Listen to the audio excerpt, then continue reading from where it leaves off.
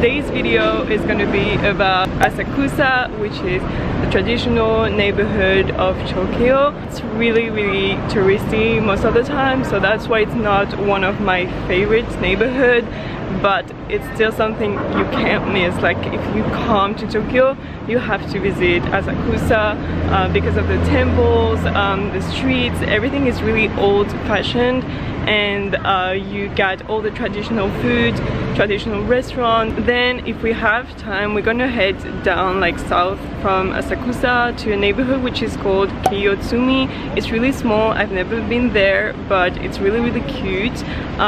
Most of the people just go to the Tokyo Tower, which is next to ASAKUSA, but the thing is, it's just shops, so for me it's not really interesting. I've already done that, so maybe I will put some content for you. You also got the beer museum. We're gonna walk through this, but again, it's really, if you want to do that you can, but it's not something you can't miss. I'm really hungry now, so we're gonna head to a burger that I've written down. It's called Liv's Apartment, and then we're gonna go to ASAKUSA, and we're gonna finish by a coffee place. I keep chasing you to see where you begin. Endless horizon, I long to be far. So now that I've finished my burger, I'm gonna head to ASAKUSA, like the actual train station, and where you got the temple, the traditional shops and traditional restaurants. I hope it's not too crowded, but I'm pretty sure it is, so we'll see. We're gonna head first to a cafe which is called Books and Bed. You got another one in Shinjuku. It's on the 4th floor in Shinjuku, so just look up if you can't find it. And the thing about this cafe is actually everything is made with charcoal, so their coffee is with charcoal, the food is with charcoal. So first it's cute, then it's healthy, and I feel like it's pretty cool. Like, I've never tried anything with charcoal. Charcoal actually helps with your digestion, so I feel like after a burger it's really convenient.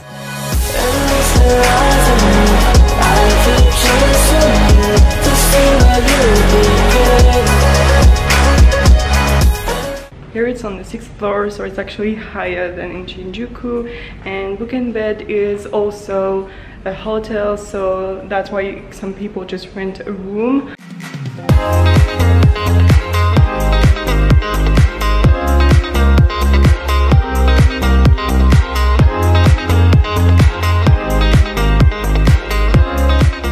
I took a black ice latte, and the thing is, you have to pay 500 yens to get inside. Like, for 1 hour it's 500 yens, and for 2 hours it's even more. So I wasn't planning to stay for 1 hour. It's really good. It tastes like a simple latte because charcoal actually doesn't have a strong taste.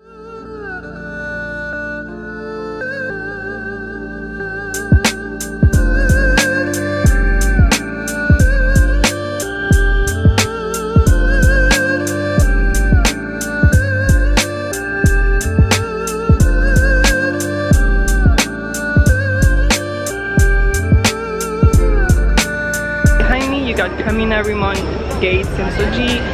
If you keep walking, you got the shopping street, and then you got Senso-Ji temple. You're gonna go there, so if you want your touristy pic, just go there, maybe earlier in the morning so it's less crowded. Otherwise you're just gonna have to wait for people to take their pictures.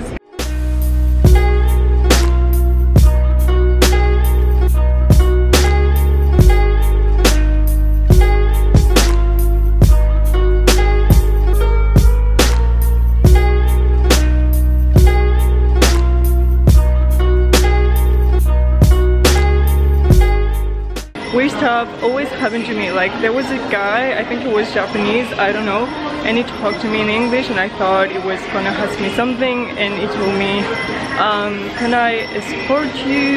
And I said, what do you mean escort me? Like, it's okay. And he said, are you traveling by yourself here? And I said, today, yes, I'm alone, but I'm with my boyfriend here in Japan. And he said to me, okay, but can I escort you? And that was so freaking weird. like, I don't know, maybe wanted to travel with me, and I said no, but I don't need any guide. Like, I know this place, so I can travel by myself. I'm okay traveling alone. That was so weird. And he started to just get our money. I don't know, that was really weird. I just said, yeah, goodbye, I have a boyfriend, just leave me alone, you know.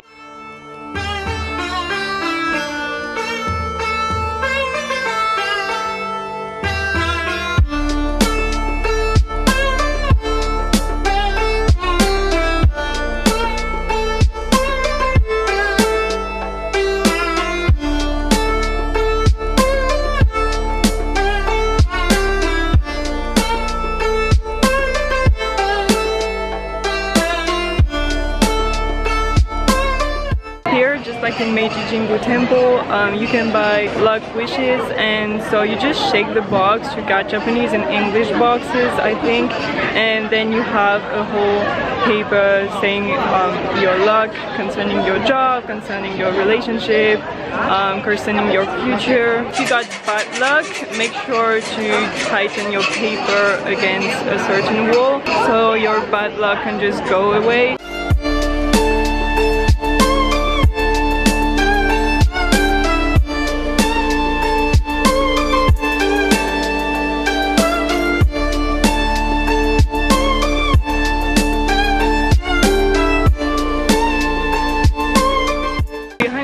The actual Senso-Ji temple, but you need to pay to enter inside.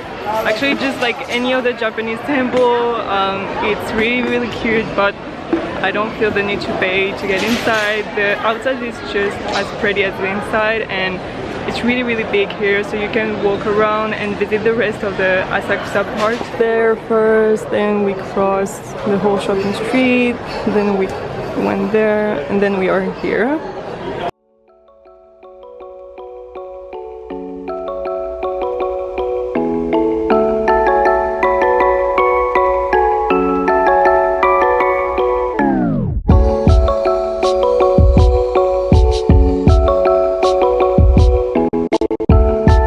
Now we are heading to Hoppy Dori. Hoppy Dori is a street just behind ASAKUSA and Senso-Ji temple. In this street you can find a lot of small bars and small restaurants, and it's actually really cute at night because you got so many lights and many people talking, laughing, so it's a really cute street. I've never tried the food here, but I wish I had, and I feel like if you end the day here, you can try to eat there. I'm just gonna show you.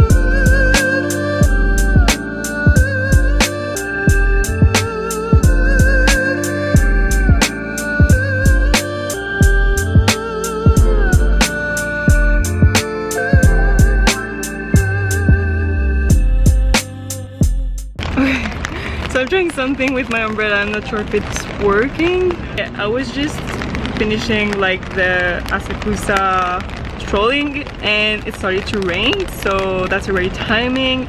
And actually today there was some rain expected, but at 7 p.m. and it's only like 3 p.m. so thank you weather forecast. But yeah, anyway, I took my umbrella this time, so no problem really. I remember this morning I was telling Anthony, just do you think I need to take my umbrella? It's quite sunny. And he said to me, oh yeah, 100% sure, just take your umbrella, otherwise you're gonna regret it. And I'm really happy I listened to him.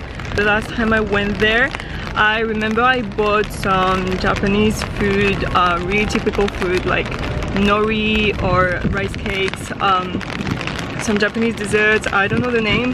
Oh yeah, it's a really nice place to just sit down like next to the Sumida river and eat something, just enjoy the view. I feel like there's no tourists there, so it's more enjoyable than eating next to so many people hitting you, pushing you.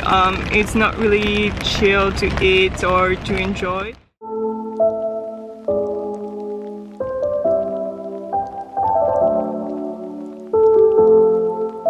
So our last food stop was supposed to be Liv's Coffee, but it's closed. So I don't know why actually, because it was written it's open, and I feel like sometimes when it's raining here they just close shop. Like, I don't know why, but it actually looks like it's been closed for the whole day, maybe the whole week. It looks like they're moving or something, and at the same time they have their coffee on the other side of the bridge. So I don't know, maybe they just opened a new one there and they closed this one. I'm gonna head to another station, and from this station we're gonna do 2 stops, I feel like, and then we're gonna be into a different neighborhood, a really small one. I've never been there, and the other cafe closes at 5 and it's 3:30 p.m. so we must hurry up a little bit. Okay, so we are in Sumi station. It's a really little place. I'm feeling pretty bad because when I get out of the station I just noticed there was like this guy who previously told me, okay, that was this guy, like he literally like talked to me right now again. So again, it could be a coincidence, like we could go to the same place.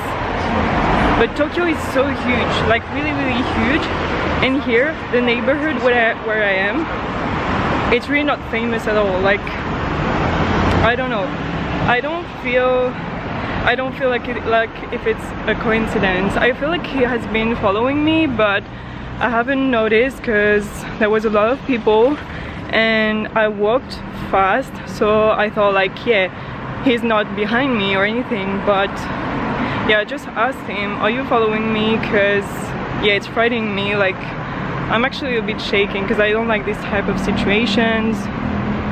But he's pretty far away now. I'm just gonna keep walking and enjoy my stay here. But again, I feel like it's creepy and I feel like it's weird that we are in the same station and in the same place.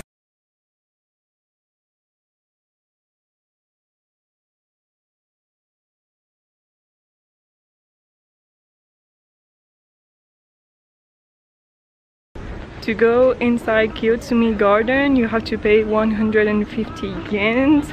So we're not gonna do that. But you can still cross the park. It's just you're not gonna see the temple. But yeah, I can show you from here. It's not crazy.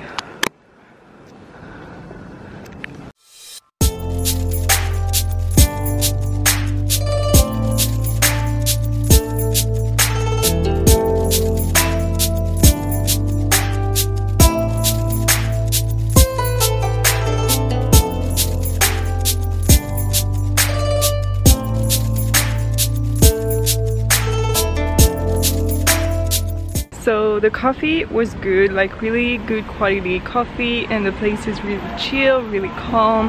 There's not a lot of people.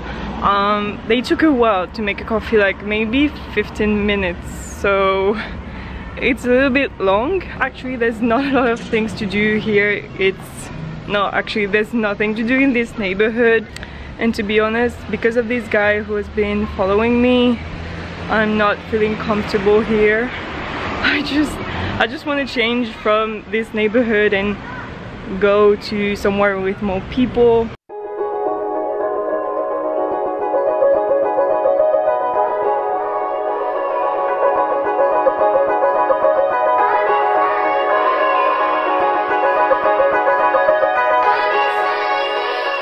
Now I think we're just gonna head back to the station and maybe go back to Omotesando, because I need to meet my boyfriend and his friend to the burger place. I don't know if I'm gonna order a burger because I've already had one this lunch and I'm full, so maybe just a small stuff. Endless horizon, I keep chasing to see where you begin. And endless horizon. I long to be far away from where I've been. I came to Little Darling Coffee, which is a cafe between Akasaka and Aoyama Station. I actually left the train at Aoyama Station. I wasn't really sure about where I was going, but I remembered Aoyama was not too far from Omotesando, so I tried it, and it was actually in the place, like a neighborhood, really lost neighborhood. And here there was like the cafe I wanted to try. So there's Colonel Cafe and Little Darling Cafe. So I came first to Little Darling Cafe, but it is exceptionally closed today because they had a conference about brew coffee. So there was a guy speaking with a PowerPoint and everything, so that is cool. But I couldn't try any of their drinks. But the place is really cute. Like, you have a huge spot, like green spot for children, or where you can enjoy your coffee or your food sitting in the grass. And it's cool because every plant is categorized. So you got I don't know, Australian plants, balcony plants, small plants, plants who don't need a lot of water, all of that. Tokyo is actually called the city that never sleeps. That is not true. Like, for New York, I feel like it never sleeps because things are always open. You always have people outside, even when it's rainy, when it's super cold outside. New York is really alive. But Tokyo, things close so early sometimes. I don't understand why.